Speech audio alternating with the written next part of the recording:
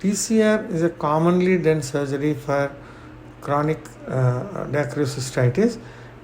Incision is taken from the just 3 millimeters behind the axilla of the middle turbinate, and then carry that anteriorly for 8 to 10 millimeters, and then a vertical cut is made the anterior part, and these two are joined from the posterior end of the uncinate process to these vertical lines, and the flap is elevated. Either it can be an inferiorly basal flap or it can be a superiorly basal flap.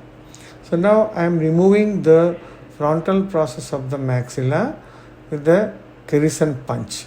So once the Kerrison punch removes the possible frontal process of the maxilla, where there is a bony part which you cannot remove with the Kerrison punch, so that part has to be removed with the DCR burr. So the most important part of DCR is to remove the sufficient bone so that the sac will stand proud on the lateral wall. So now once I removed all the bone and exposed the sac, now I am incising the sac with the sickle knife, and now you can see I made into two flaps, the anterior flap and the posterior flap.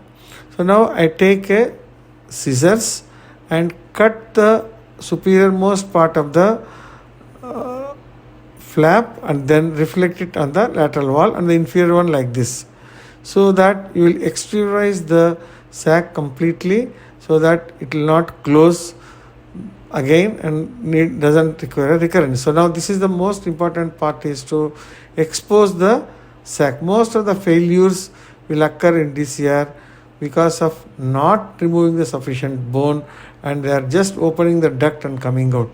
The most important issue is to remove the bone of the frontal process of the maxilla, to expose the sac in continuity and entirety, so that you will do a good job, so that you can prevent the recurrences. So that is all about the DCR surgery. Thank you.